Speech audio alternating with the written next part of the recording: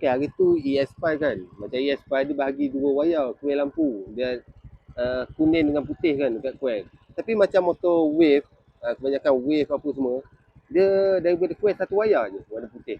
Warna putih tu macam saya cakap dia charge bateri kan. Macam wave ni, dia asinkan wayar kuning dengan putih tu pada rectifier. Macam ES5, model Honda Cup, ES5 apa semua, dia asinkan wayar putih kuning tu dekat coil. Macam ni, putih masuk dia akan keluar ke merah dan kuning. Kuning ni dia pergi ke lampu. Sebab tu dia ada AC dan DC. AC dia guna untuk sistem api. Dia pergi ke CDI, CDI pergi ke coil plug. Macam ES5 daripada coil dia terus pergi ke CDI. Dia tak ada masuk ke rectifier.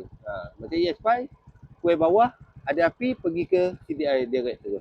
Macam ni, daripada coil magnet dia pergi ke rectifier dulu, baru dia keluar pergi ke CDI. CDI pergi ikut wayar warna merah. XCV2 dia macam ES5 lagi. Kalau XCV4 ke atas, dia macam ni. Sebab dia bahagikan AC-DC tu dalam ni. Dia bahagikan ni. Dia masuk putih satu, dia keluar merah dengan kuning. Kalau ES5 dia masuk dua, kuning dengan putih. Macam kuning tu dia masuk, dia keluar balik ikut wayar kuning tu. Cuma putih je dia masuk, dia keluar ikut merah. Tu je beza dia. Macam ni dia bahagikan dia dalam ni. So bila putih ni tak ada api, tak ada keluar karun, dia tak akan charge bateri balik tau.